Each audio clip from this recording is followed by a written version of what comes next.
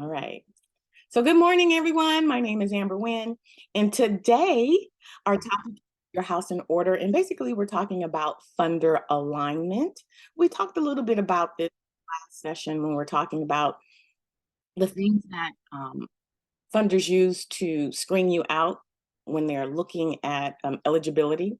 We're going to go a little bit deeper and a deeper dive when we talk about funder alignment.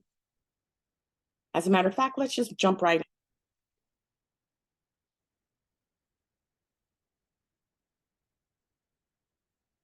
I'm letting people in. Good morning, everyone. Welcome. So happy to have you here. We just got started, and today's topic is get your house in order. And we're going to cover quite a bit of content, specifically, what ways, is a nonprofit a business? A lot of time people think a nonprofit is just that. It's a nonprofit and it's its own special beast. But if you were able to participate in the rules of engagement, you realize that a nonprofit is a business. It's just a business with a philanthropic purpose. It starts off as a business. There are entities that treat you as a business. And in that space of actually operating as a business, there's certain things that you're required to do. We're going to talk about some of those. We're going to look at how looking the part impacts your organization's bottom line, and then what's in a name. So let's jump into it. But before we do, for those of you who have not participated in the series of nonprofit management, technical assistance, capacity building, that's a mouthful, training, my name is Amber Wynn. And I'm a 30-year nonprofit veteran, and I have done everything from emptying the trash to giving out $7 million annually. I've been an executive director, board member, grant writer. My largest grant has been for $3.2 million. As I said, as a funder, I gave out over $7 million annually. I've worked in every sector, nonprofit, government, academia, and right now I'm serving as a consultant. And I have the honor and privilege of serving the most amazing people on the planet. That would be you, my lovely nonprofit leaders. And my purpose, my goal, is to make sure that you're taken care of, because you take care of your community. And so in this space, my role is to be your greatest cheerleader, fan, and support system. And so I'm partnering with Latino Coalition to help increase your skills and strengthen your nonprofit organizations. Now, we only get to spend 90 minutes together, so it's like this crunch of information. That's why we've decided to do a couple of series. For those of you who've never been on the call, I typically stay over if you have any specific questions, but I also leave time for you guys to get your questions answered. So let's talk about getting your house in order, right? Basically, if I were to sum it up, getting your house in order means that your organization aligns with your organization's infrastructure aligns with the IRS rules and regulations. And this is not some haughty-taughty like, oh, well, CFR-679. No, not like that at all. Having been a funder, I can tell you one of the things that nonprofits seem to fail to realize is that there is a pecking order, right? That this money, some of it is taxpayer money. And as such, we have to report out on it. And from corporations, like, it's investor money. And so, they have to report out on it. And so when we go into situations where you're asking a funder for money, there's certain things that a funder is looking for, right?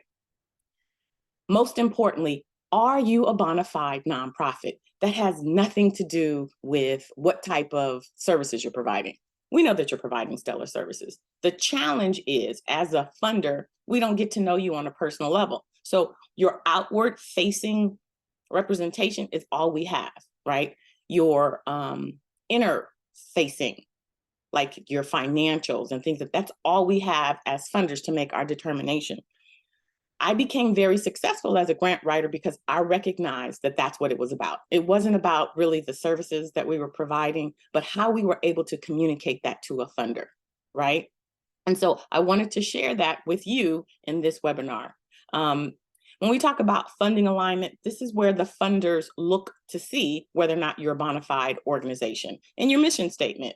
People throw together a mission statement and think that it's not a big deal. It is the first thing that a funder uses in order to determine whether or not what you do aligns with what a funder wants to fund. So if it's a whole bunch of goobly glob and says nothing, then that's the first strike against you, unknowingly too, right? Program descriptions, again, a lot of fluff sometimes in program descriptions, and funders are looking for clear, concise program descriptions with measurable outcomes. Funders are also looking for nonprofit mastery. I am writing you a check for $250,000. I don't want someone who I think might be able to do it. I'm looking for a bona fide nonprofit who knows what they're doing. People will say to me all the time, well, I just started, so it's a concept. I can't get funding. Of course you can get funding. It may not be at the level that you want because you have to build up your track record. But at the same time, there are telltale signs that a funder looks for that helps us to determine whether or not you're a bona fide nonprofit. Branding is one of them, right? If you're walking around and your organization is still saying .com, that says to me you don't understand the sector that you're in. Your organization should have a .org, a .org URL, a .org email. These things seem really tiny, but I really want you to consider, if all things are considered, right?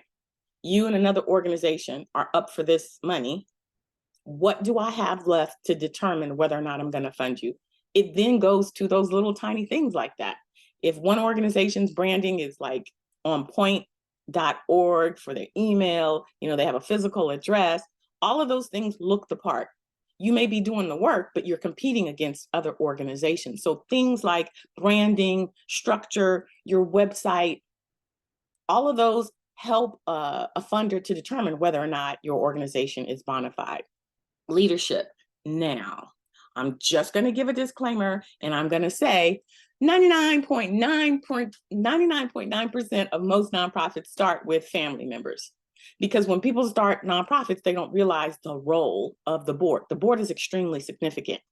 But as a funder, I know what the IRS says the role is supposed to be. And so if I see your last name is James, and I see 6 James on your board, then I know it's not a bona fide nonprofit. And again, we're talking about competition for a small pot of money. So if you have friends and family on the board, and I have to decide which organization is a bona fide nonprofit and which one was thrown together, those are some of the indicators. Titles are a big one. A lot of times nonprofits conflate the for-profit titles with the nonprofit. We covered that in the last video, the last webinar. You can check out that video where we talk about what is the difference between, a corporate board and a nonprofit board, but it does make a difference. And then finally, a bona fide nonprofit, I can tell within 5 minutes of looking at your budget whether or not you're a bona fide nonprofit.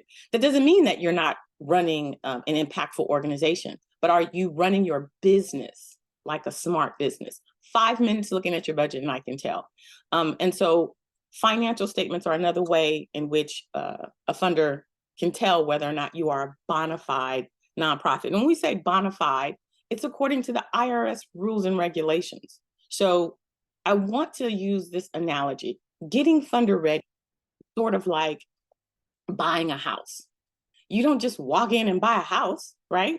You would love to do that, but there's certain things that have to happen before, right? There are pre-established rules, right? You have to qualify to buy a home. Your credit score needs to be good. You have to save up for a down payment. There's fees for an appraisal, but the appraisal has to be done. There are closing costs and disclosures that have to be signed. If you think of running a nonprofit, starting a nonprofit in that light, you'll understand that there's a whole lot more complication to it than just starting a nonprofit and serving your community. From the IRS perspective, from a funder's perspective, there are things that need to be in place. Your financials. Do you have internal controls? If I give you this $250,000, will you be able to manage it? You're saying yes. You've never managed $250,000 before. How do I know? Your internal controls at least help me to feel comfortable. If you can give me a statement of income, financial statement, then at least I know you have internal control. So if I ask you for a report, then you can tell me how the money was spent. All of those things go into saying that you are a bona fide nonprofit. Investment risk. Here's the thing. A lot of people start their nonprofit and they say, I'm going to get some grants, and they're going to cover, the building and the van, and they're going to cover salaries, and as if the money is there for that purpose. The purpose of a funding organization is not to fund your nonprofit.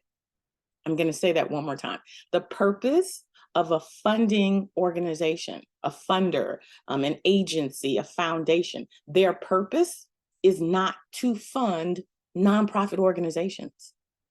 Their purpose is to meet their funding goals. It's to meet their mission.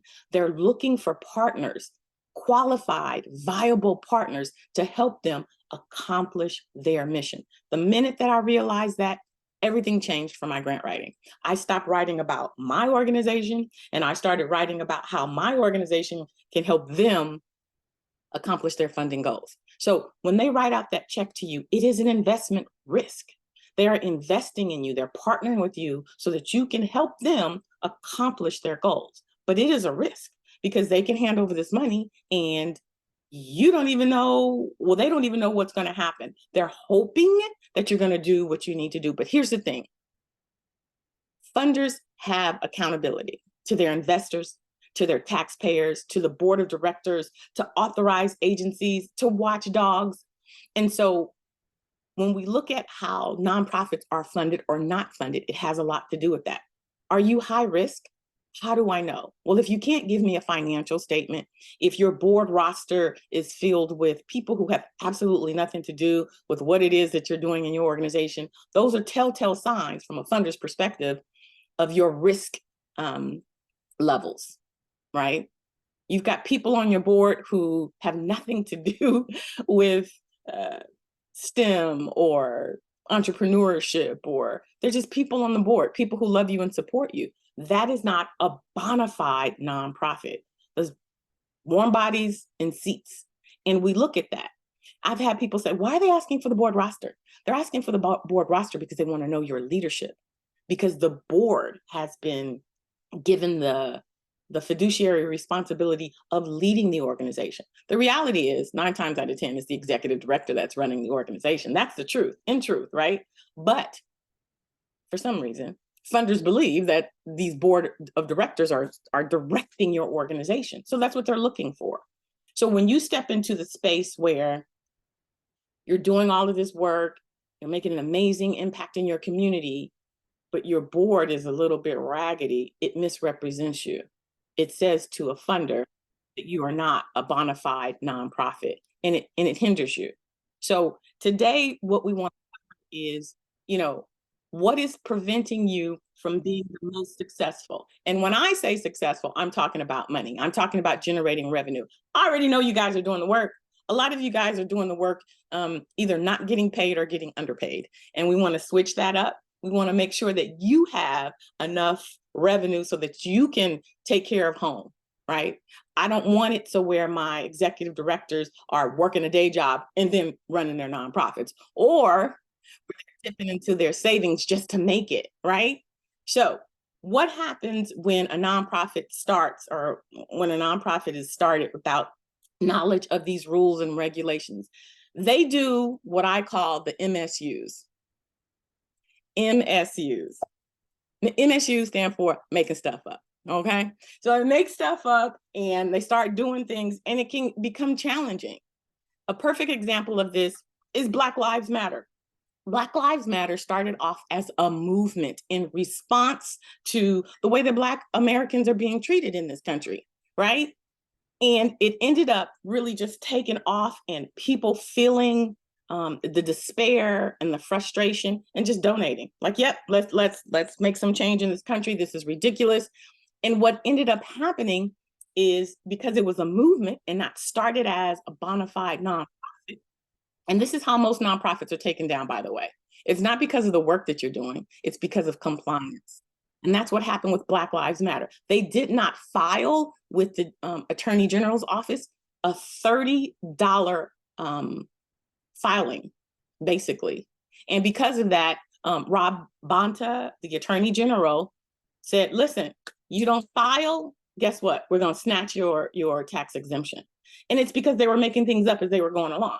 They weren't nonprofit individuals. They were activists and people out in the community trying to make a change. But guess what? At the end of the day, it did not matter, because if you are a 501c3 tax exempt organization, there are rules. Same thing for this organization you guys might be familiar with, the Key World Foundation. This was Rick Singer, right? And this whole the university admissions scam, they called it. But he had a nonprofit, and he decided he was going to use it the way he wanted to use it, for his own personal gain. And because of that, making stuff up, well, more than making stuff up, he went to jail, but mismanagement of funds. So having a nonprofit does not mean that you get to make things up and run them the way that you think, or run them the way a business is ran. Yes, a nonprofit is a business, but there are some nonprofit nuances that can really get you caught up, right? For example, does anyone know what organization is authorized to have a 50-50 raffle?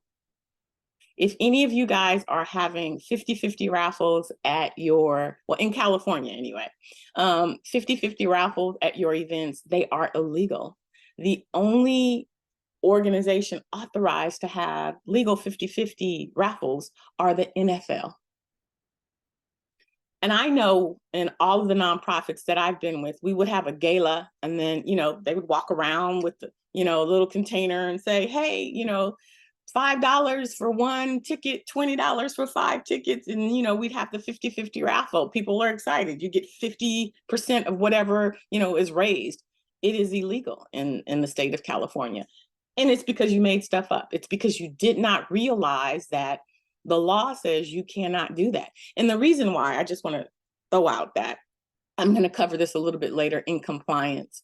But the reason why 50-50 raffles are illegal is because 90% of the money that is generated for a 501c3 tax exempt status organization has to go back to the organization. So if you're giving away 50% of it to people, then it's not in compliance. So it wouldn't make sense to have a 90-10 raffle, right? Where you raffle off the 10%, because it's not going to be sufficient unless you have like millions of dollars. So 50-50 raffles are illegal in California, because 90% of the revenue from such a raffle needs to go back to the organization. That's why you can do sweepstakes, but you can't do 50-50 raffles. All right. Any questions so far? All right. So when we talk about the IRS having pre-established rules, those rules are very obvious. If you really, people say if you want to go to sleep, go to the IRS. The IRS has really great information. And for me, I go straight to their website, because people will tell you their interpretation. And if you go straight to the website, they'll tell you exact, and you can do a key search to find out whatever it is you want to find out. But the purpose of a nonprofit is to serve the public good. That is so important. A lot of times, decisions that are made impact the nonprofit. You may have in your heart like really great intentions, but if your decision benefits a person or a specific group of people, then it could put you in jeopardy. For example, nonprofits, 501c3 tax exempt organizations are not authorized to lobby. Lobby means when you take a side. You can advocate. There's advocacy. Advocacy is when you present both sides. But people are passionate about where they stand on topics. And if you're like, no, we're going to fight for this, and this is going to help communities, and that may be your personal position, but as a 501c3, your tax exempt status can be revoked if you take a side. So it's got to serve the public good. The other thing is that nonprofits, if you are a 501c3 tax exempt organization, the IRS expects you to have multiple funding sources, not just one. If you have one funding source, then you move into the category of a private foundation, and that's a whole different set of rules. And so, I just want to pause right here and say, there's a lot of information that you as an executive director, as a nonprofit leader, that you're supposed to know. And people get overwhelmed. And I have people say to me, well, I didn't know. And I'm like, judge is going to say that's your problem. It's not mine. That's your role as executive director to know. And what the Latino Coalition wants you to know is you have resources out there to help you know. And it may not happen today and it may not happen next week, but when you have in your mind, oh my goodness, I need to make sure that I have at least 2 or 3, funding sources. Right now, we've got this amazing donor and they loving up on us and we're loving up on them because I've got programs to implement. But when you file your 990s and the IRS sees that you only have this, grant from this one organization, it's like, hey, what's going on, right? So we want to make sure that you have the knowledge to make sure that your organization is not placed in jeopardy. Governance, as I mentioned earlier, the IRS really expects your board to run your organization. I have people tell me all the time, I can't get my board to come to a board meeting, let alone run the organization.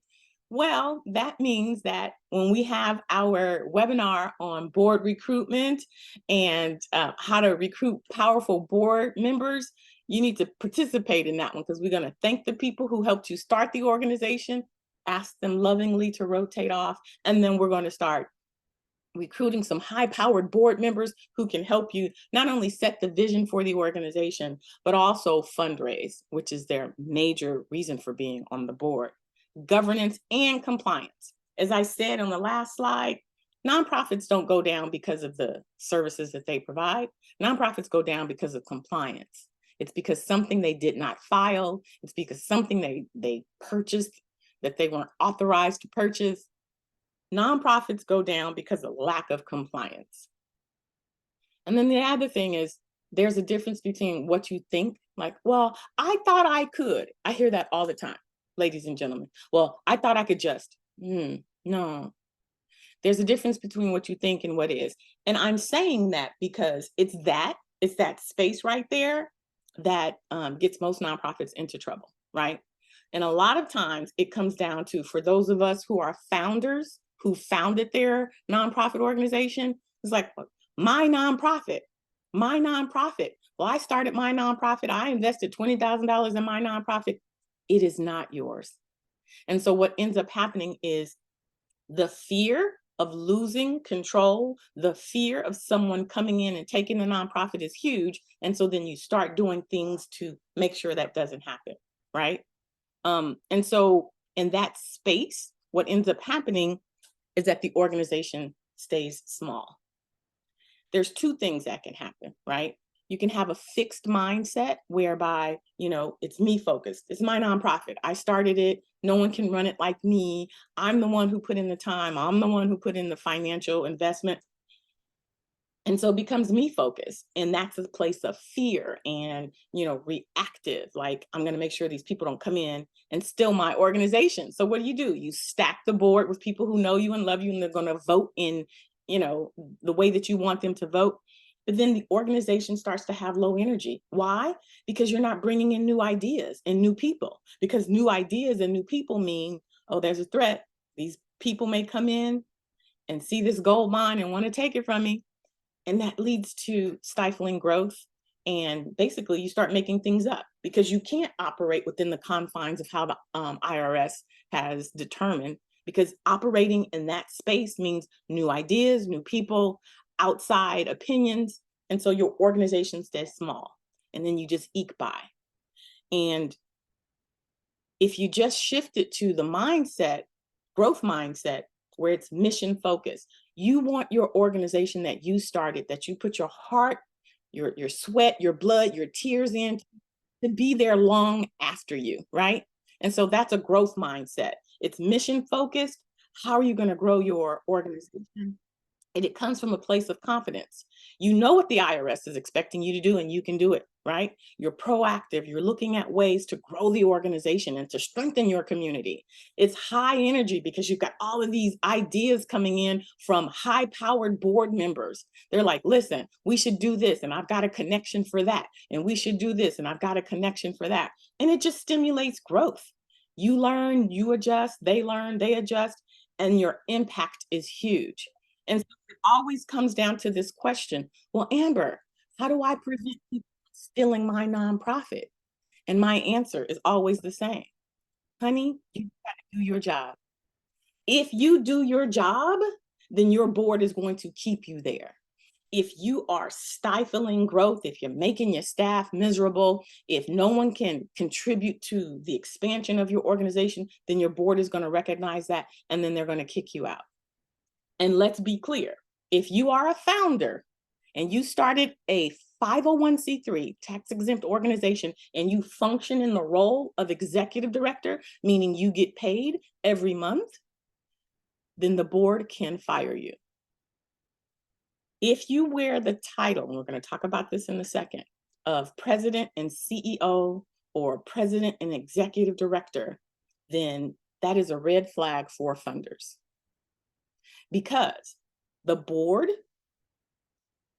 one of their primary responsibility is to hire, support, and terminate executive directors. They evaluate them. So if you are the president and the CEO, are you going to fire yourself? You're not. And so that becomes a conflict of interest.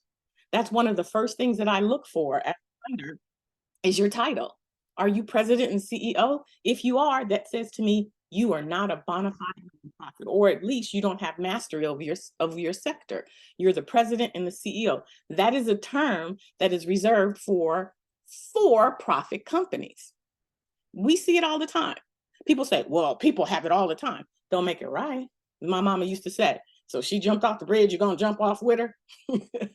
I'm telling you, when it comes down to it, when it's, do I decide to fund you or do I decide to fund you? If you have the title of president and CEO or president and executive director, I'm not going to fund you because you don't realize that the board has authority, that the board, by virtue of the IRS, has authority to hire and fire. And so I see all kinds of complications when the board says it's time for you to go. And you're like, I'm not going anywhere. This is my nonprofit, right? So all of these things, and there's so many, have to do with your fundability. And let's just keep it real, guys. Fundability is closely linked to sustainability. And that's where we want you to be. Long-term sustainability. We want your nonprofit organizations to be here long after you're here, long after your grandkids are here. And the way that it happens is by strengthening your infrastructure. Are there any questions? I know I said a lot right there. Any questions?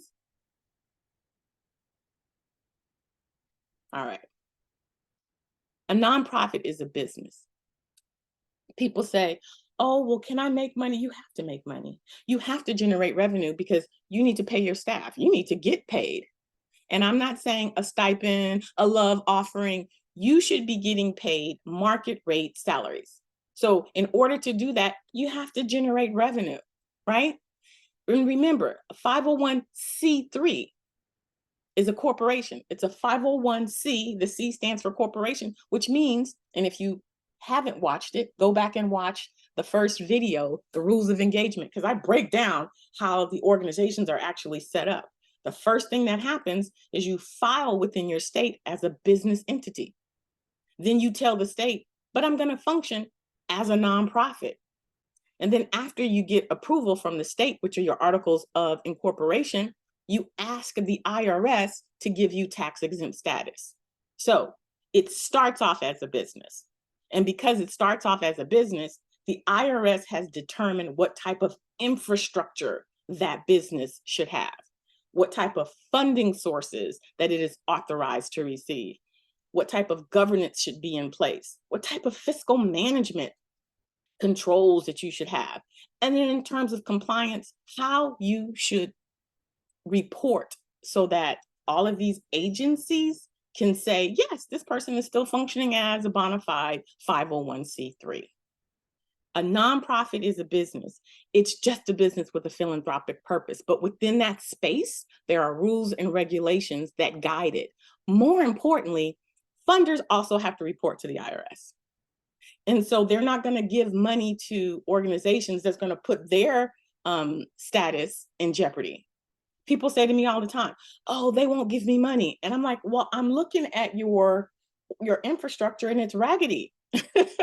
I'm not going to give you money if your infrastructure is raggedy, because then that means I got to go back to the IRS, and the IRS is going to say to me, why did you fund this organization? Look at all of these indicators that says this is not a nonprofit, right? So the goal is not to try to get the funders to change the way that they focus, the way that they operate. They're not going to. They have to be accountable to their investors if it's a corporation, to their board, right? If it's a nonprofit foundation, they've got to be accountable to the taxpayers, right? So there's accountability. And until I became a funder, because trust me, listen, as an executive director, you're wearing 17 hats. And you're like, really? I got to file another form. I've got another piece of paper. Like, who's got time for that? I'm trying to save lives, people. But at the end of the day, I need the money. I'm asking you for the money. So if I'm asking you for the money, I've got to be able to do the compliance part, right? So it all comes together at the end of the day. And I'm just going to be 100% honest here. It may not be right, but we're family. So I'm going to be honest. At the end of the day, it comes down to how you look. Funders don't have staff to go deep into the weeds, right? So it's just like if we were to have, if we were interviewing for a position, you're looking at the resume, you don't go deep, you look at the resume and you say there are typos in that resume, right? Really, there's gaps in the employment. Funders do the same thing, right? If you look the part, then there's a higher likelihood that you will win the grant. If I'm looking at your marketing, I go to your website and I see X, Y, and Z, I feel more confident. If I see that on your board, you've got professionals who, I feel more confident. If you have .org instead of .com, I feel more confident. If you can give me a financial statement that looks like financial statements I'm used to having, I feel more confident. It comes down to looking the part. We're not going to pick up the phone and say, hey, Tanya, I see here that you have a .com. Can you explain that? We're not going to do that. We're going to be like, well, .com, that goes in the no pile. That's a legal reason for me to eliminate her, right? Tanya could be doing the best work in her community, saving lives, transforming communities, but she was eliminated because her house wasn't in order. Tanya may say, well, we only make under $50,000. So I didn't open up my own bank account. It just, we got $5,000 here, $10,000 there. I don't want to have to pay all those fees. I want all of that money to go to my community. So it's in the same account that I have. What happens is when they ask for, that information, statements and whatnot, Tanya may be like, well, I got my bundles last night and, we're going to swipe that ATM. And so now the funder has access because they've requested that. And you're like, oh, so are you paying for your bundles, your hair out of your banking account? Well, no, it's my personal account. You see and how complicated it gets. So having your house in order, having a separate bank account just for, your nonprofit, even if you're not making over $50,000, like, just clean business. It makes a difference. It impacts your bottom line, and people will say, oh my God, Amber, that costs. Baby, it costs to do business. It costs to do business, right? I'm saying if you set your business up right, you set it up right, then when it comes time for a funder to say, is it A or is it B? You're going to go into that A pile. And that is my sole purpose, is to get you so where you're getting that money. Any questions so far? A nonprofit is a business. It's just a business with a philanthropic purpose. And as a funder, we expect nonprofits to practice basic business practices, right? So we expect nonprofits to operate like a real business. You may have volunteers right now.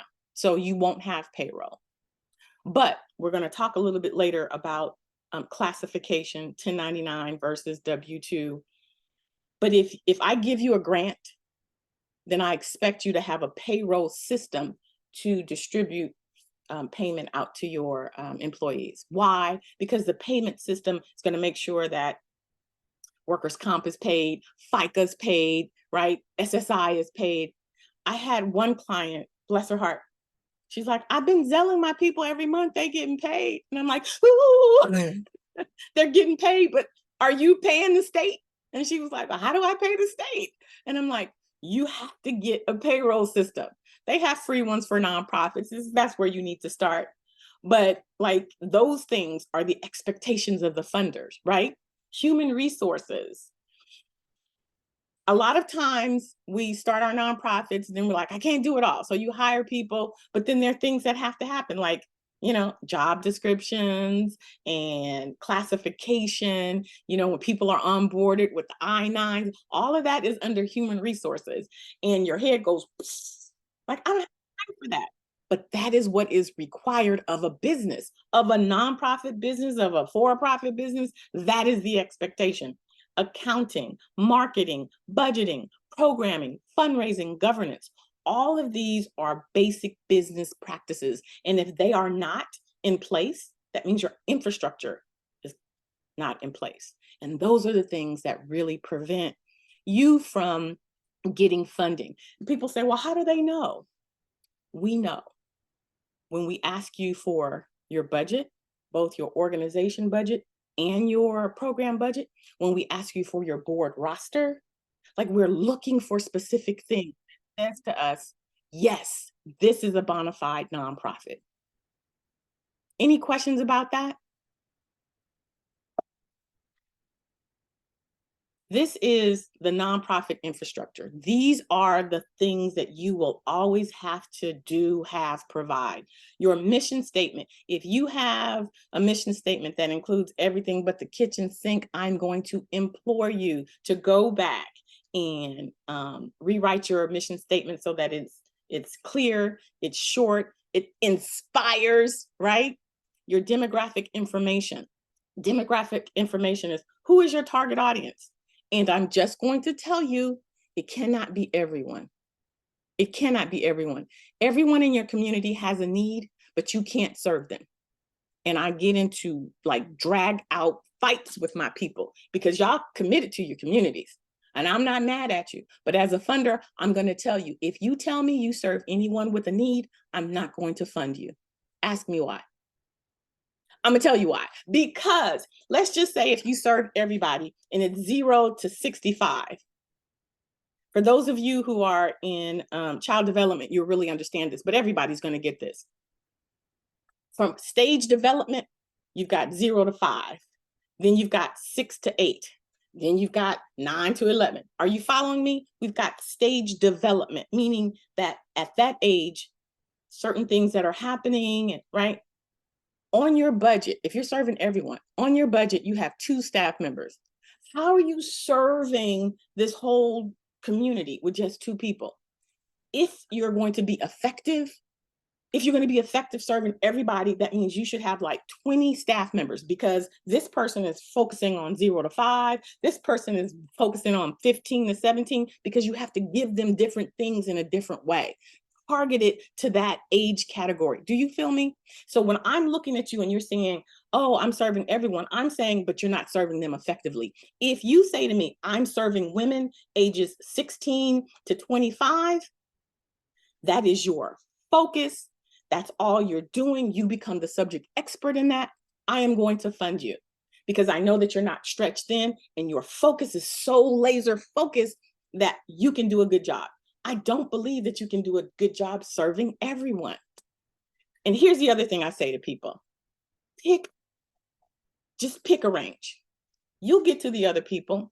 If you say that you're serving women and you need to serve their children, this is what you say. Well, in order for this family to be secure, all of the other people have to understand this new mindset. So we're going to provide workshops for the kids, and we're going to provide workshops for the spouses. So you get to serve everyone, but don't say that you serve everyone. Say that you serve the women, or say that you serve the men or the kids. It doesn't matter, but pick. This is one of the biggest reasons that nonprofits don't get funded, because they want to fund everyone, they want to help everyone, but they don't have the resources to do it effectively. Does that make sense? So I know that you love your community loves you. The minute that you narrow down your service target audience, your service area, like people are like, oh, we're going to serve everybody. No, I don't serve everybody as a funder. Like, I don't write a check. I specifically serve women ages 16 to 25. I specifically serve communities, in West Athens and Willowbrook. And if you can be narrow, then I can feel comfortable with writing my check. If you're serving everybody, then I'm going to think that my money for my target area, my target audience, is going to be used on other organizations or other populations. That's how we think. Don't spend my money on other on other populations. Mine is just for this. I need you to help me accomplish my goal. Does that make sense? Okay, great. So these are the things that you're always going to have in order for a funder to believe that you are a viable nonprofit. They're always going to ask you for a budget. And here's the thing, I mentioned this last time. If your budget is $250,000, do not ask the funder, unless it's a government grant, for $250,000. Ask them for a third of it. Ask them for half of it.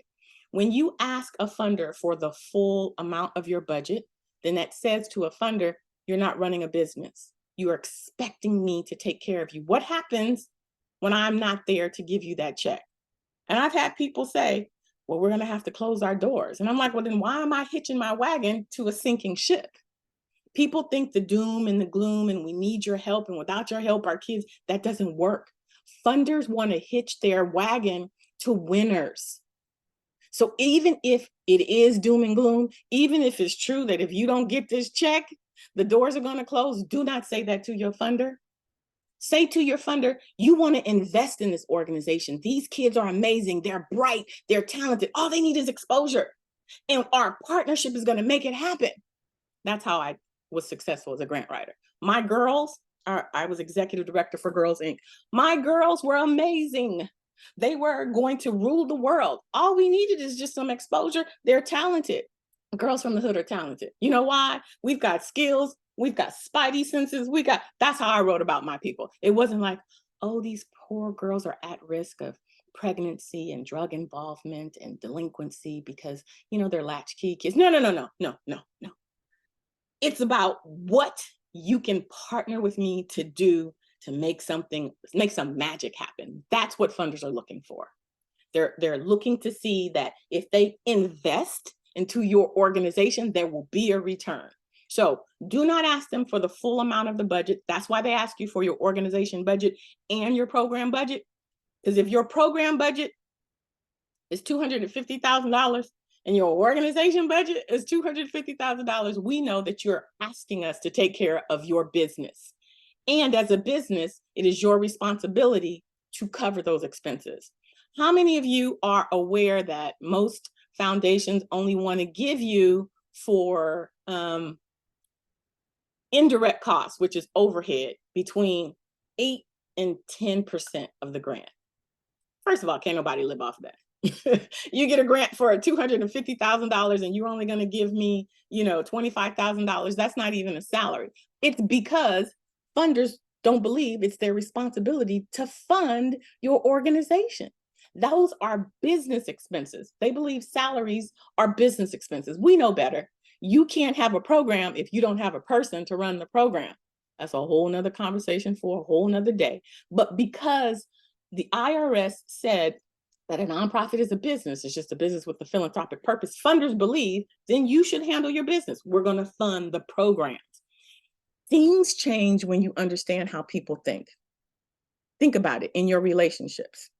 I remember with my boyfriend, I'm like, why do you keep doing this? And then he's like, well, it's because when I was little, we always da-da-da-da-da. I still thought it was silly. But when I understood what he was thinking, I was like, oh, okay, we're going to approach this differently. When you understand how a funder thinks, it shifts everything. If a funder says, I only want you to ask for a portion of your organizational budget, and you ask for a portion, then you say to them, you understand what the nonprofit sector expects of you. That's where we want you to be. We want you to understand what the funder expects so that you can give them what you want so that you can get that money. If you're going in there making stuff up saying, I need $250,000, that's how much it costs to run my organization, and you're asking one funder for it, you're not going to get funded. We need you to get to sustainability. We need you to get to long-term impact. So understanding what it is that a funder wants, needs, and expects is going to get you there. Any questions about this so far? This one. No, but thank you. It's great information. Thank you, Norma. Everything great. Thank you.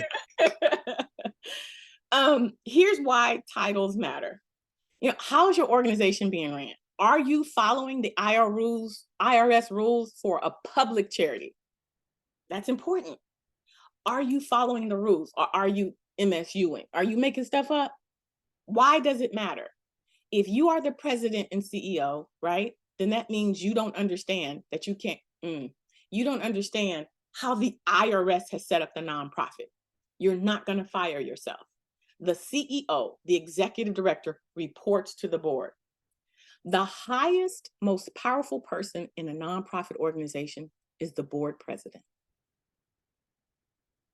So if you are the board president responsible for hiring and firing the executive director or the CEO, and you're both, there is a conflict of interest. That is glaring. Titles matter. Are you following professional business practices? So this is what we do as nonprofits. I can't pay you, so I'm going to give you a title, right? Oh, she's the director of outreach. She's the director of volunteer management. She's the director of programs. She's the director, but she doesn't have anybody up under her. This is why funders ask you for organizational charts. If your organizational chart says executive director, director of programs, director of outreach, director of volunteer coordinator, you got this whole row of directors and then nothing, then that says to me, you don't understand the professional business practices.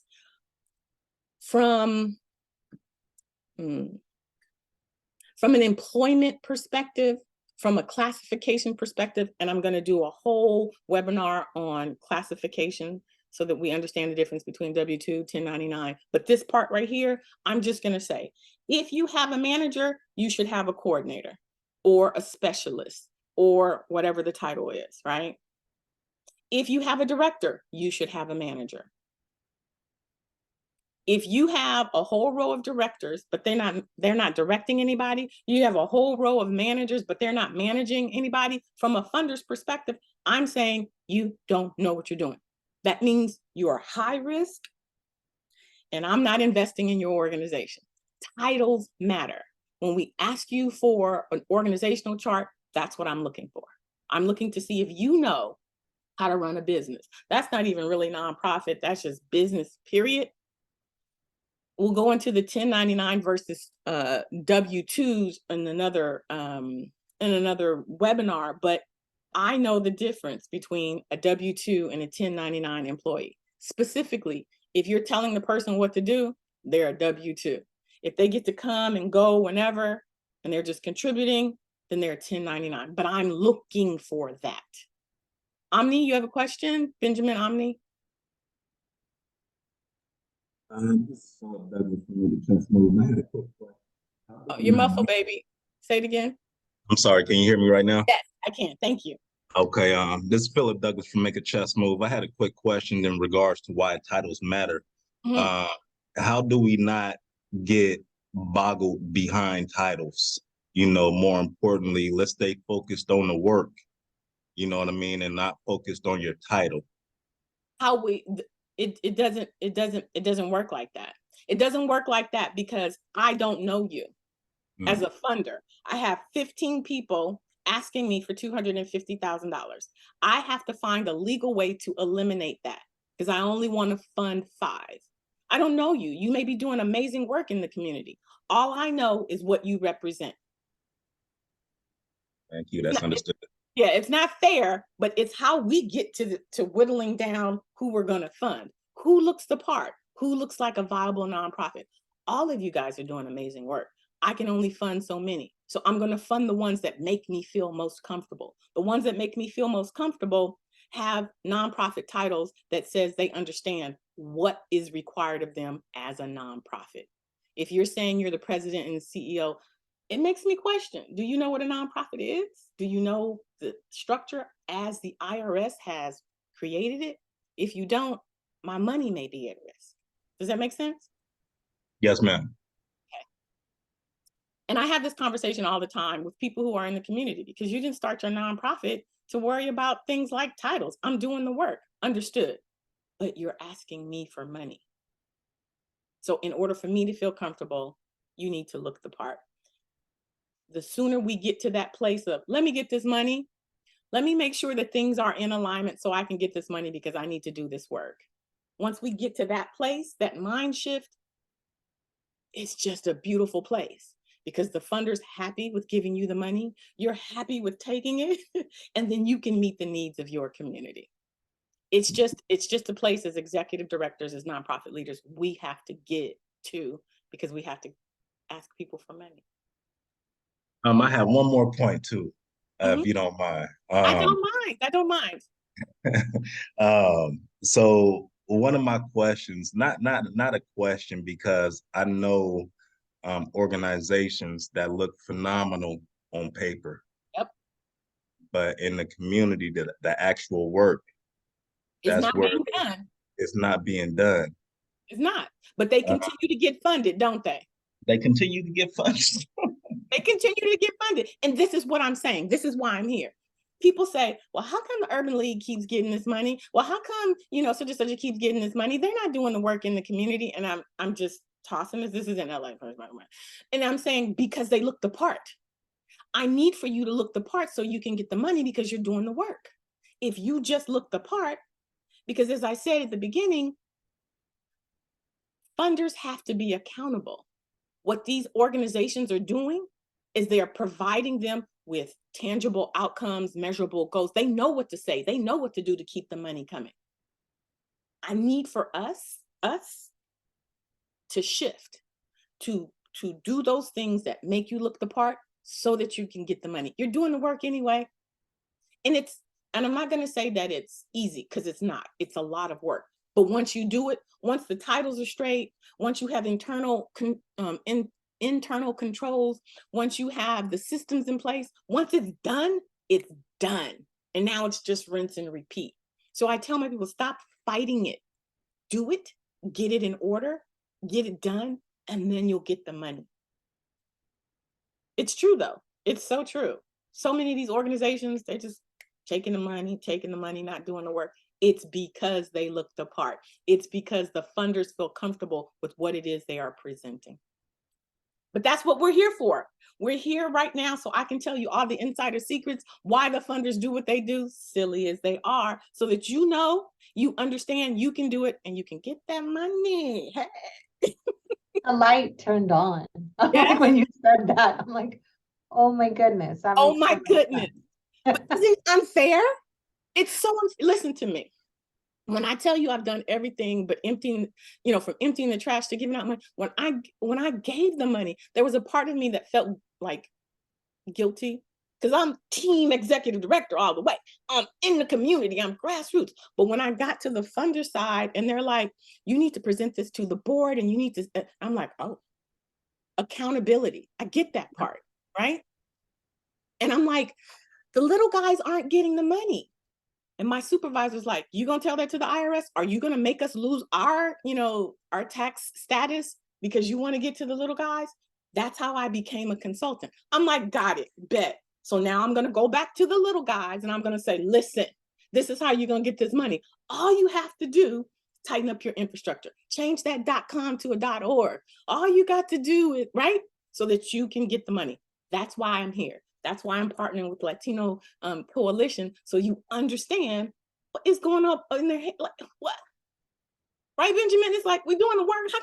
What? Why does it matter? It matters. It matters on paper.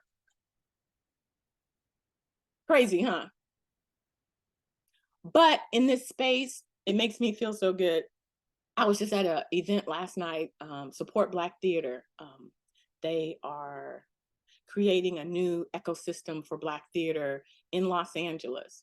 And because of training that I provide, same things that I'm saying right now, within the last year, they've raised over $700,000 for their organization. And it's just little slight changes that we're talking about on these webinars, just little slight changes. Now the funders say, oh, okay, you look the part. I'm comfortable with giving you money. Nothing changed from that organization from last year than this year, except for they look the part. Except for that organization chart now has directors, managers, coordinators. Before it was like everybody was a director, no. Little slight changes like that. And they went from literally $10,000 to $700,000. It's crazy, but it's exciting for me. It's exciting for me because I've been on this side saying, can you just give a sister some money, please? Little tweaks like that. That's awesome, Amber. It's like speaking the same language. It's Yes. speaking the language that they're going to understand, that they're expecting you to understand yourself as an organization. You just saying that made all the difference. That's why I said, oh my gosh. I'm Yeah, so enough said. excited. Listen to me. And it can happen, right? It can happen. And these series of webinars, I'm going to give you all of the insider secrets, all of them. I'm going to give you templates, whatever you need. And next year, this time, and listen, it usually happens within like 90 days. I have somebody say, Amber, guess what? And I'm like, little small things. Thank you. They require some time. They do. I'm not going to lie. And I will never lie to you. But once you put in that time and it's done, it's just rinse and repeat. And that's what we want. So why titles matter? It's because the funder needs to feel comfortable with you, right? Will the funder receive a return on their investment? A funder is not writing checks because they have nothing else better to do. They need to feel that they're going to get a return on their investment. How do they find out? What gives them little clues? It's your financial statements. Your financial statements tell on you, right? Here's the other thing.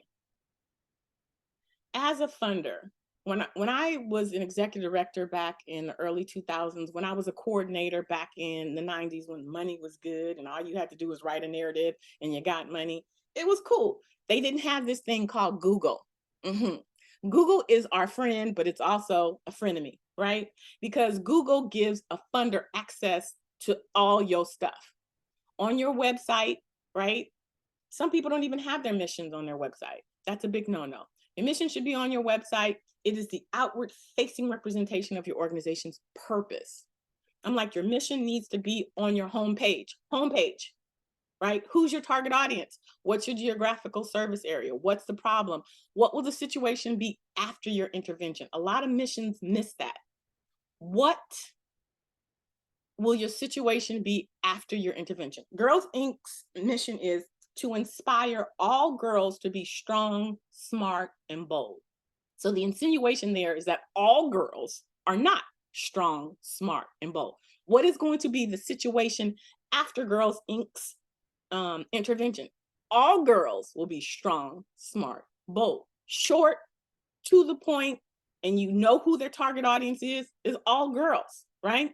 Strong, smart, bold, memorable, inspirational, right?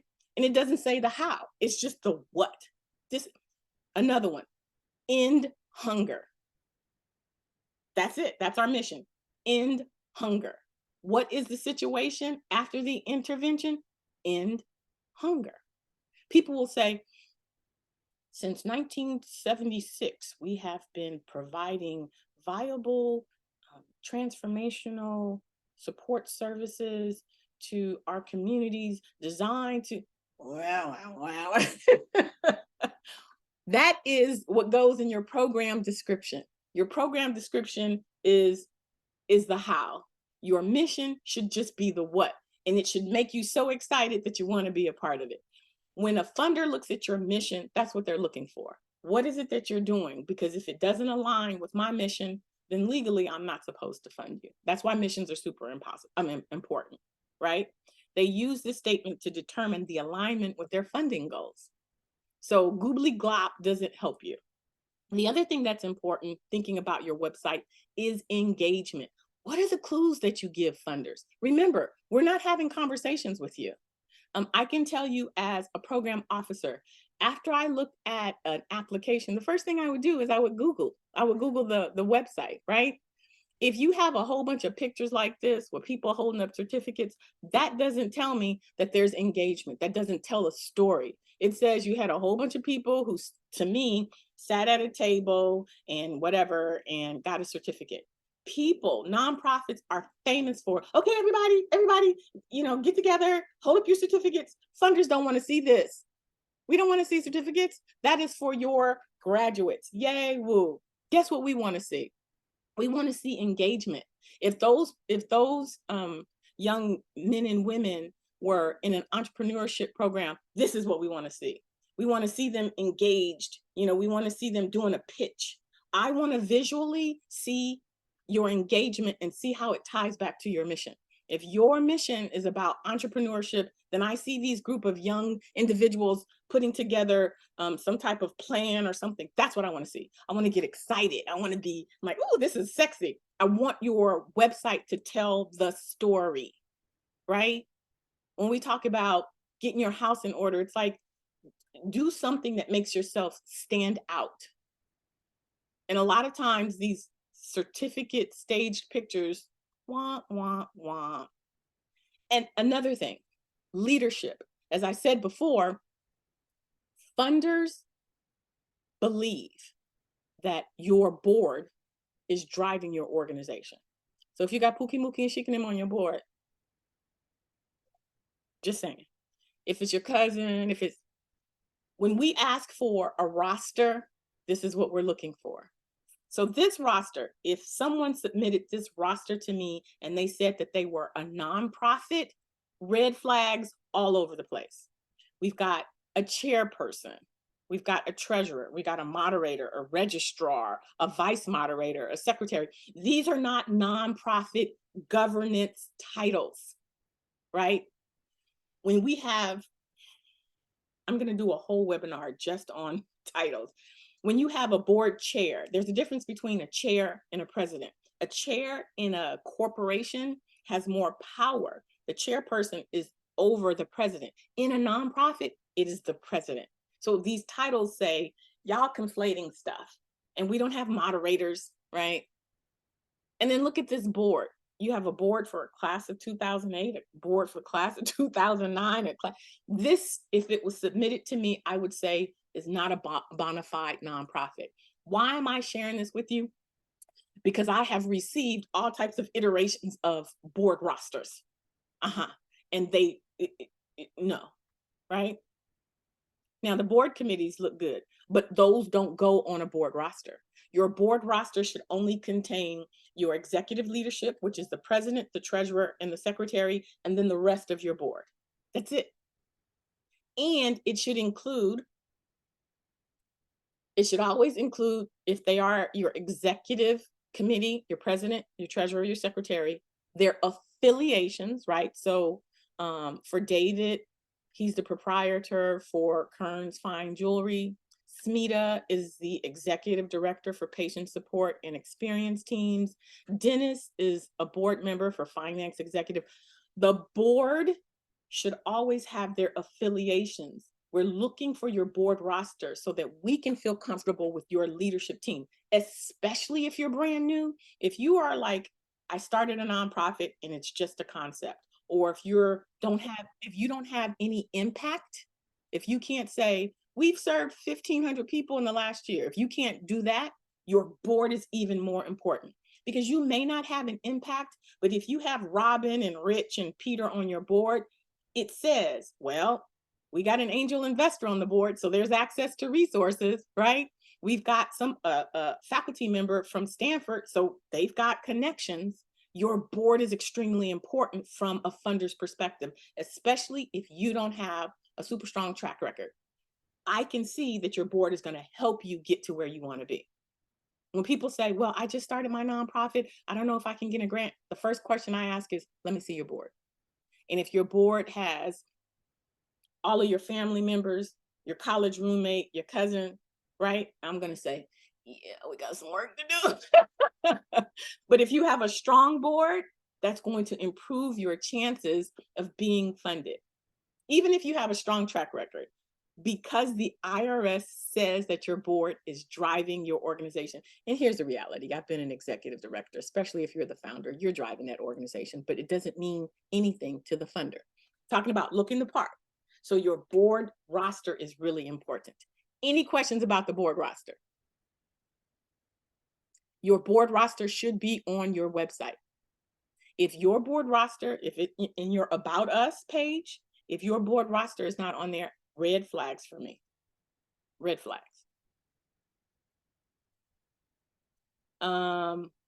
This is what it should look like, right?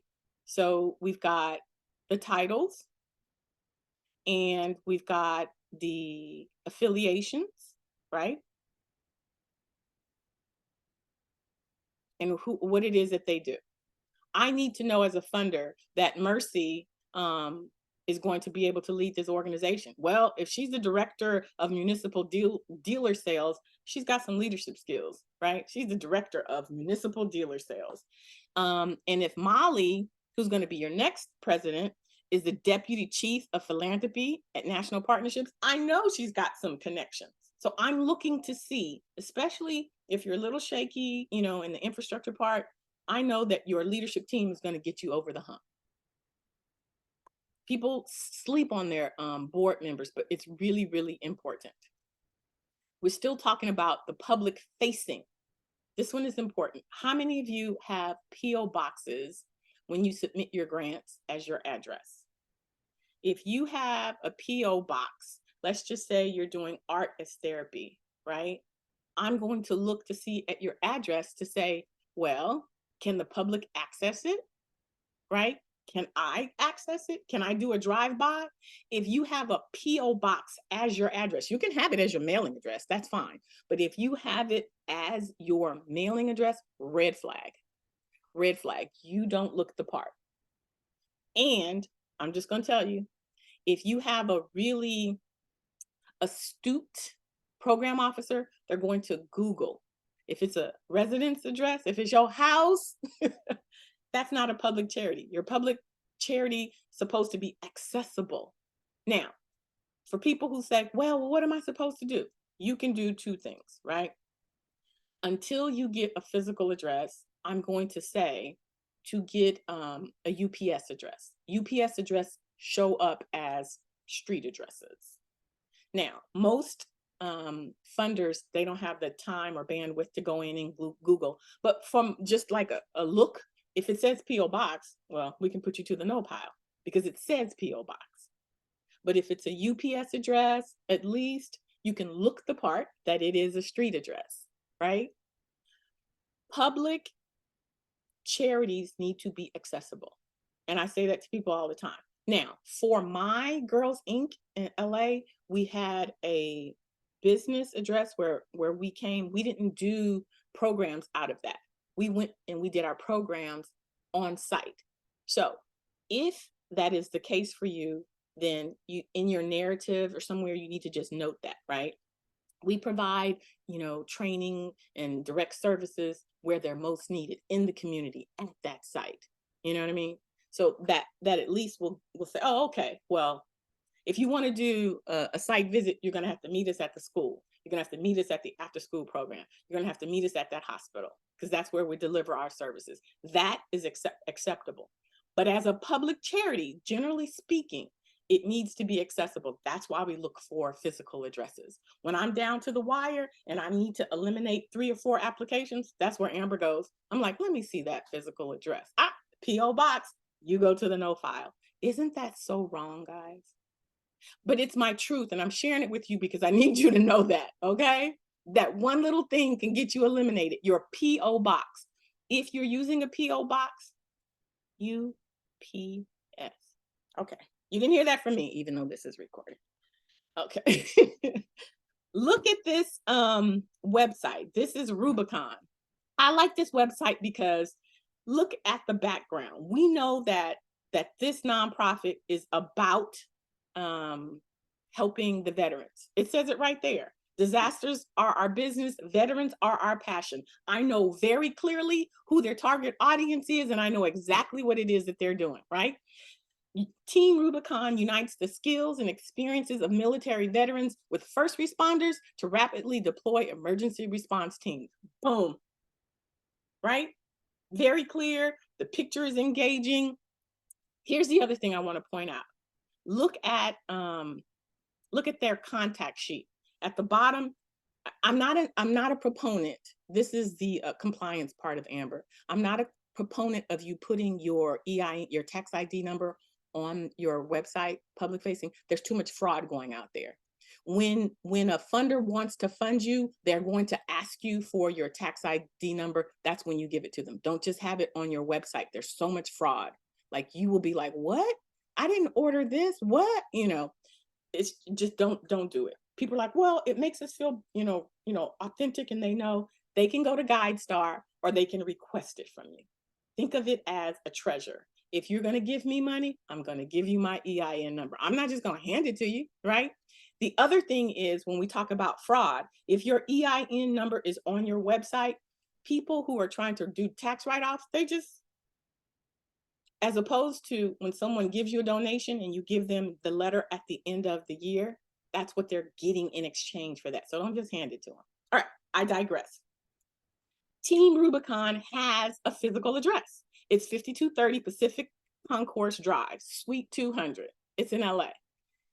Not only that, but Team Rubicon can be contacted. There is a telephone number there. I can't tell you how many times I've gone to a website as a funder and there is no telephone number. You are a public charity. How come I can't talk to you?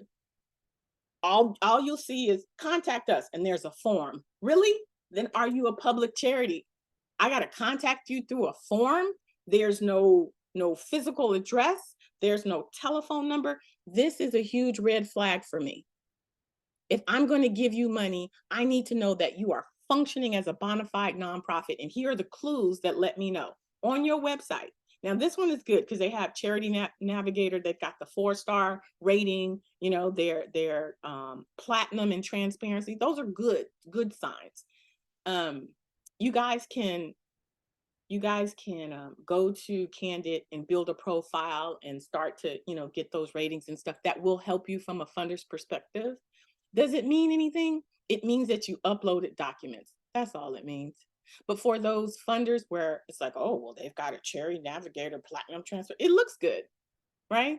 It looks good. So I'm just saying, when we talk about how funders look at you, how you qualify for funding, it comes down to looking the part. And these are the things that we do as funders. We look for these things on your website when we're asking for grants for you to submit your board rosters. And that's how we judge you. That's how we get rid of some of the competition. And unfortunately, for Black and Brown led organizations, we tend to be the ones that are weeded out because we're doing the work. We're doing the work. We ain't got time for this stuff. If I go to your website and nothing has happened since 2019 and we're in 2023, I'm making a judgment about you. You're not updating your website. Are you really engaged with your community? It's unfair, I know. But now that you know this information, I'm hoping that you're empowered to then, fix it. The organization budget. Now, I'm just going to admit to you guys, I'm a right brain type of woman. I'm a wordsmither. Words and I are like best friends. Numbers, science, technology, not so much. But when I realized how funders use budget, changed everything. A budget is a fiscal representation of your organization. I'm going to give you an example. If you said that your budget for your organization for the year is $80,000. If you said that to me as a funder, I'm going to say, I'm not going to fund you. If that was a program budget, that's different. But an organization budget, $80,000 says a whole bunch of somebodies ain't getting paid. So then here's what happens. Okay, so you saying you serving everybody, you're not paying anybody. Like, are you really doing what you're saying? We look at our budget, we look at your budgets and we compare them to your narratives. We really do. And if the stories don't say the same thing, then you don't get funded. A budget, the purpose of the budget is to tell a funder how much it costs to run your organization. A budget doesn't say how much is in your bank account. A budget doesn't say how much you fundraised last year. The purpose of your organizational budget is to say how much it costs to run an organization. I'm going to say that one more time because people miss it, right? You give me a budget that's $80,000 because you think, well, if I'm only asking for $80,000, they'll probably fund me. It's the opposite. If you don't have salaries for your people, if they're not like at the normal rate, I am questioning your viability. So don't put $32,000, especially if you live in LA. How many of y'all living in that house? Because you can't live off $32,000, right? Put the going rate, right? $80,000 is what I need to live a decent life. Now, I may be only asking you for $32,000 for that program. You see what I'm saying? And you ask 4 different funders for $32,000, and eventually you'll build up to that $80,000. Don't ask me for the whole $80,000 because that means you're not running your business. But that's what the budget tells me. If I ask you for your program budget and your organization budget, and they are the same, or they're only $80,000, then I don't trust you as a nonprofit. Your budget also tells me your priorities. If all of your money is in salaries and nothing is in program, that shows me where your priorities are. Flip it. If you're not paying your people, here's what I'm saying. Well, guess what? I know Norma's going to be resigning because they're only paying her $11,000. High turnover, right? I can see based off of your budget if your organization is in the red or in the black. And let me tell you, I'm just going to be honest. There are funders out there who like little scrappy organizations. They want to fund, the new organization. If what you're doing is innovative and exciting, they're going to invest in you. But they need to feel comfortable with knowing that you have internal controls. Is it a viable business? I can look at your nonprofit and determine if it is a viable nonprofit. If you don't have D&O insurance in your budget, in your organizational budget, I know that you don't have professional board members.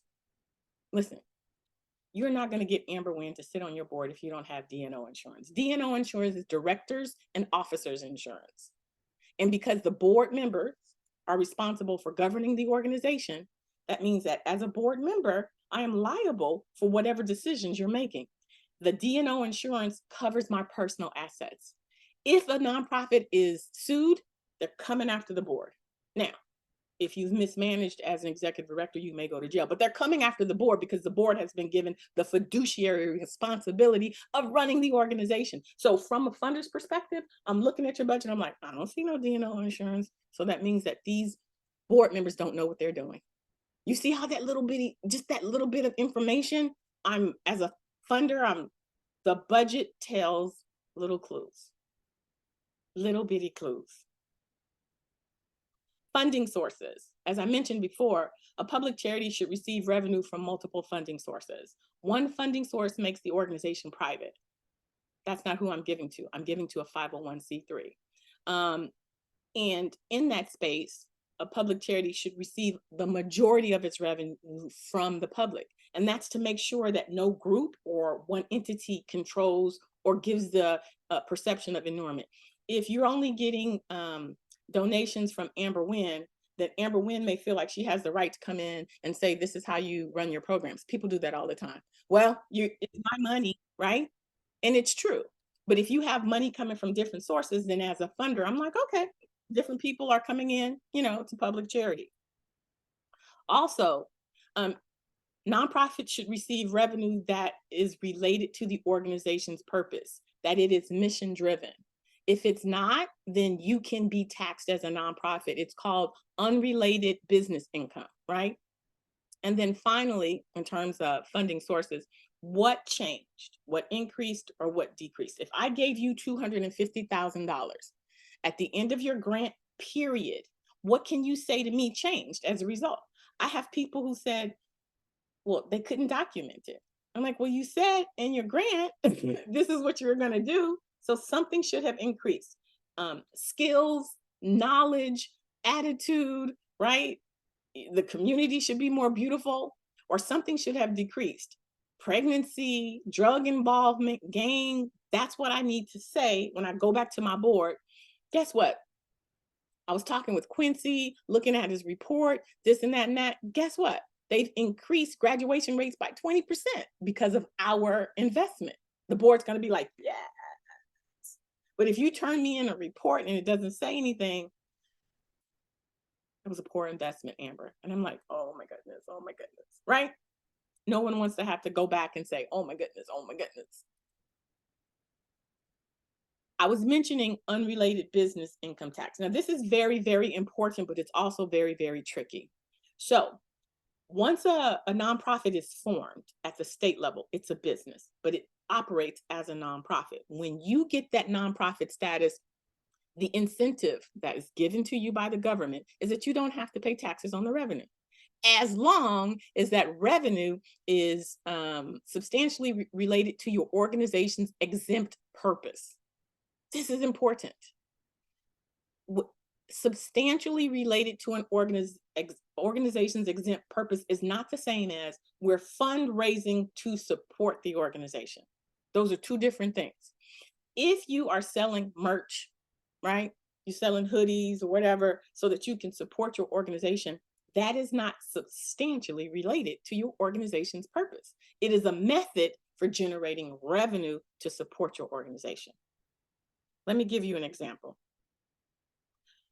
You have an organization that this is your mission: to break the cycle of poverty in underserved communities by introducing youth to self-sufficiency through entrepreneurship. That is your mission. So if you are, if you're fundraising and you're selling merch and it's got, young entrepreneurs, that is not in support of your mission. Your mission is to break the cycle of poverty by introducing youth to entrepreneurship. However, if this is your mission, to break the cycle of poverty in underserved communities by teaching youth comprehensive business skills through entrepreneurship, guess what they can do? They can then go out and get corporate sponsors, because you're teaching them how to pitch. You're teaching them how to generate sales. Now, in the normal world, you can only get a certain amount, like 35% of your annual revenue in advertising or sponsorship, because it doesn't substantially support your mission. But if you have your youth, your program participants, doing that, and they're generating the money, you're giving them the skills, then the IRS can't say anything to you. Does that make sense?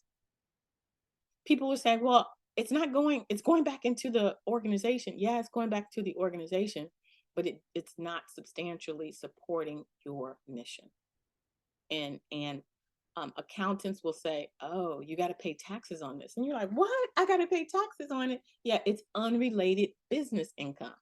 These tickets that you sold for a show, that has nothing to do with your mission. Your mission is entrepreneurship. But if you said that, you're teaching them business skills, you're like, okay, then we're going to teach them how to do fundraisers, right? Fundraisers is a part of the business skills. We're going to teach them how to count the money, do the math, take it to the bank, make it about what your mission really is. It's not going to always be doable, but I need you to at least be cognizant that this is something that you could get dinged on.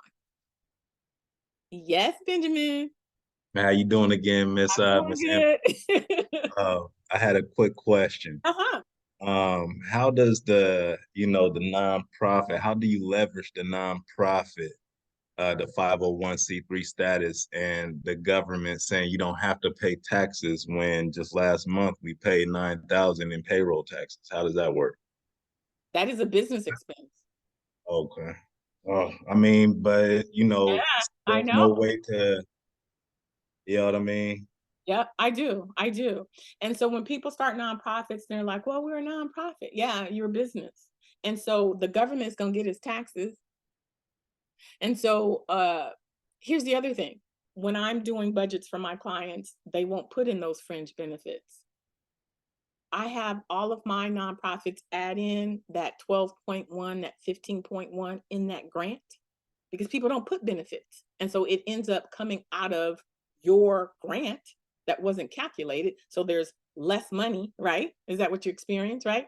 That $9,000, you're like, whoa, whoa, whoa. I didn't calculate that. So now there's less money coming into the organization. That's why in your benefits, you have to add in the payroll taxes and the taxes to the state in there. Sorry. Any other questions? As we become more proficient leaders, and let me translate that, as you learn what those loopholes are and you become smarter, you're like, oh, bet, got it. Next time, bet you I'll put those payroll taxes in that grant.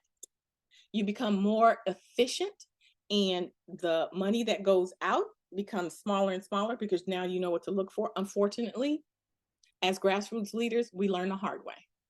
And my goal is to try and like, hey, think about this, think about that. How can you get around this? How can you get around that?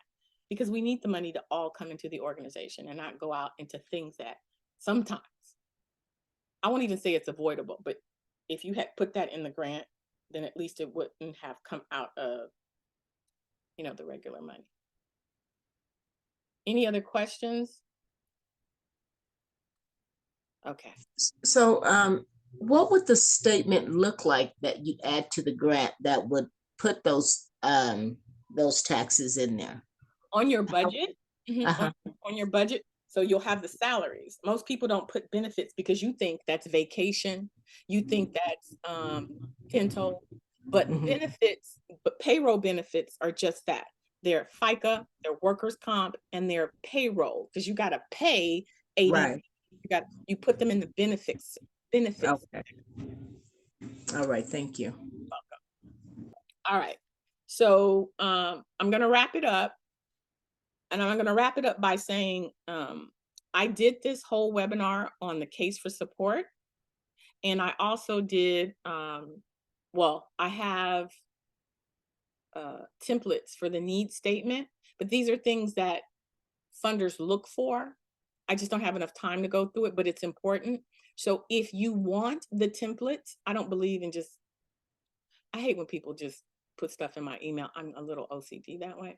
If you would like a copy of the case statement template and the compliance, I'm going to provide that to you via email. Just drop your name and your email in the chat, and I'll make sure that I'll email it over to you. The last thing I wanted to say in terms of getting your house in order, when we were talking about Black Lives Matter, is that a nonprofit is a business, and they are required to report to agencies, authorized agencies. And if they don't, then they can get their tax exempt status revoked. On the local level, it's the Attorney General. That's what happened with Black Lives Matter. They didn't file that form for $30, and it was for online fundraising. And so the Attorney General said, I will snatch your 501c3. So they have to file. On the state level, it's the Franchise Tax Board, sort of like what Benjamin was talking about, payroll, and the Secretary of State, Statement of Information. That's like $20, maybe $30. But if you don't file these documents, then they can legally suspend your tax exempt status. Everybody knows about the 990s, but there are other authorized agencies that you are expected to report to as a business in the state. Because if you don't, then they don't know that you're functioning as a 501c3. And if you're not functioning as a 501c3, guess what they're going to do? They're going to make you pay taxes. So I'm going to give you the list of the local, state, and federal agencies that you need to report to. So these are the things that you need to do to get funder ready, right? Because at the end of the day, getting your house in order actually means making sure that your infrastructure is tight. And I'm going to recommend that you do the extra work to get funder ready. There are classes out there for free, Udemy, in California, the Grantsmanship Center, nonprofitready.org. I like them because they're funded by an organization because they want nonprofit leaders to have the information. It is free, right? Of course, the Latino Coalition is providing these series of webinars, but if you want to know and be like, I need to be more proactive, nonprofitready.org. It's funded by the Cornerstone Foundation, and you can get certificates, and it's free. So the more you know, the better you're positioned. So now I am going to wrap up. And in terms of action items, you will receive an evaluation via email. Please give me your comments. Let me know how I'm doing. My purpose, as I told you, is to provide you with information that helps you. Otherwise, why am I here? Because y'all have work to do, right? I appreciate the fact that you carved out time to be with me, but I want to make sure that the information that I'm giving you is valuable. If you want access to this recording or previous recordings, Richard has told me that they're setting up the library, but in the meantime, they have the recordings, so you can email Mason at latinocoalition.org to request access to the video. If you want copies of these templates, please drop your name and email in the chat, and I will email those over to you. And then also there's an opportunity for you to sign up for my newsletter, and I just give all kinds of good information because I love y'all and I'm gonna give you good information. And now, if you guys have questions for me, I'm here for it. Let's go. What you got?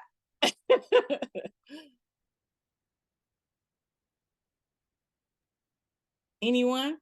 I got a question if nobody's gonna speak Of up. course you do, Benjamin. You're just leading the pack. And you know what? You're asking the questions that other people want to know. So let's go for it. And just to clear it up, my name is Philip Douglas. What? I'm on another computer. I'm Oh, sorry. okay.